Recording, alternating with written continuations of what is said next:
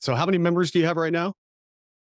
Ah, good question. I saw a cancellation email today, so I had to pat myself up on the back and tell me I'm good enough and You smart ignore enough. those, So it's man. Ignore right in those. that low 80s, I think I'm at. Okay. So let's say Yeah. you have 80 members. So, Yeah, got to get you to 100. Number one, for sure. 80 is great. 80 is more than what most people will ever get because they're not being intentional. And one thing you've Sure. done is you've been very intentional in how you've pivoted and some of the things you're doing in your online business, as well as the one-on-one, as well as the in-person retreat. So you've kind of got a layered cake approach to how you're running this business. So you're at 80 members.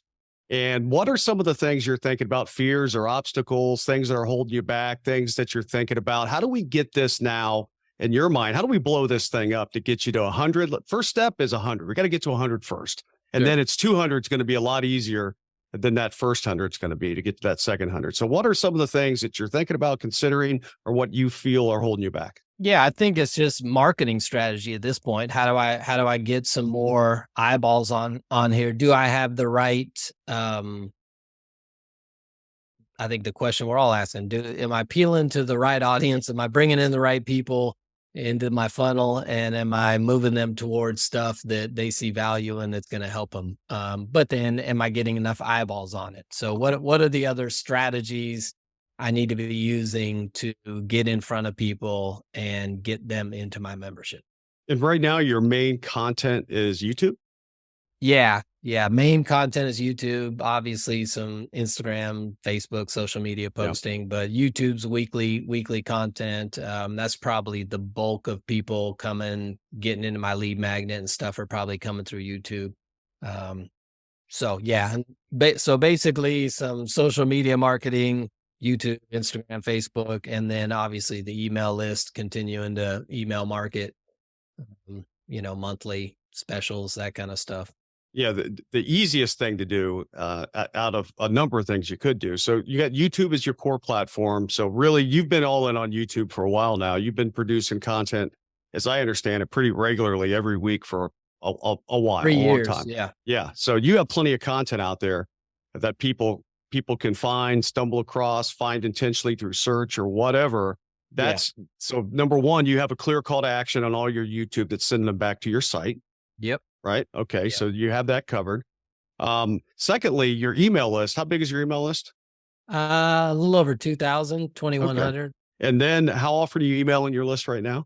So guaranteed, weekly. So every Tuesday when my YouTube video comes out, that's just a blast to everybody with adding value, right? Whatever the Yep. topic is. And hey, here's some content and go check out my YouTube. So that's a given. And then in between that is, I try to run some kind of special at least once a month for membership, whether it's a quarterly special or a percent off a monthly or a free trial or something like that. And then every once in a while, I'll throw in specials. I've got a communication course I really don't sell many of. So sometimes I'll throw that out there. Or if I've got a retreat coming up, I'm going to be pumping the retreat or a class. And Yeah. so that's kind of the outside of the weekly, kind of depends. Yeah. And one thing I've learned, I think some of this from Shane, obviously, but what I've learned is you never need a good reason to email people, Sure. right? You just don't. And one of the things that you do well is you're producing regular content on YouTube, and that is a good reason, a good excuse to send people an email. Hey, click here, go check out my YouTube video this Yeah. week. You can also I would also go back because out of 2,000 people, there are certainly 20 of them there that will join your membership if you position it in the right way to get you to 100, right? So number one is I would start emailing them every day. Right. I know that sounds, and people listen to this go, oh my gosh, I used to think this too. Right. Oh my gosh, I can't do it. I can't do it. Then you kind of get beyond kind of that thought, because we got to remember when we email people, they're not seeing every email. They're Yeah. not opening every email, and they're not clicking every email. So of the daily emails we send, they may actually only see and open maybe one, maybe two. They may click one. So we are the only people that feel the weight of over emailing. No one else feels it because there's 80 other emails in their box. And I like to think of it as if I'm a hockey player, and I don't follow hockey, but it's the only analogy I'm smart enough to think of. If if I'm putting shots on goal and every shot's an email, I'm bound to wear that goalie out at some At point. some And point, right? Yeah. he's going to let one get right by him. And it doesn't mean he's not a good goalie. It just means that I've overwhelmed him with volume. Yeah.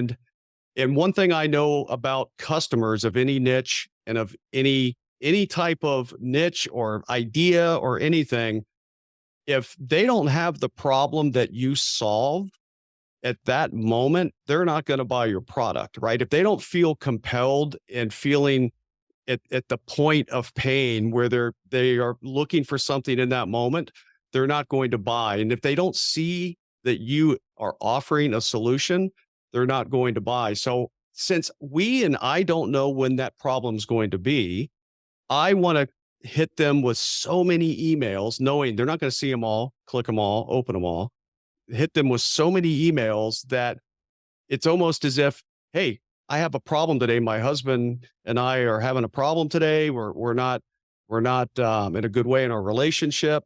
And Eric happens to have a solution that's in front of me Boom. today. And it's like you read my mind. No, I've been reading your mind every day. You just haven't opened my emails.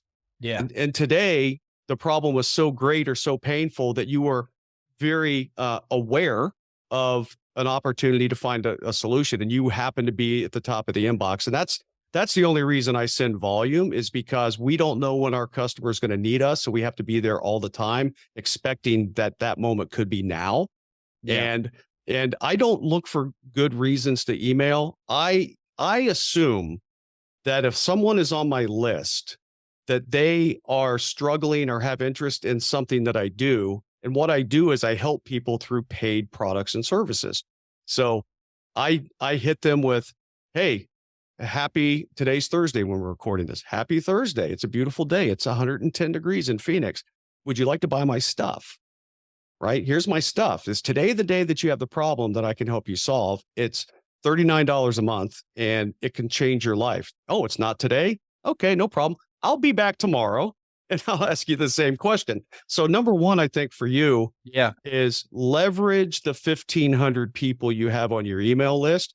And I would encourage you to try to find ways for them to say, Eric is not my cup of tea. Because if you're not their cup of tea, they're never going to buy from you anyway. Yeah. And let's flush that out faster with them to see if they're going to need your help. And with the advent of Chat GPT and with everything, you can put stuff in there, write great emails, tweak it up a bit, put your call to action, click this link, and people buy or they don't buy, or they unsubscribe and you move on.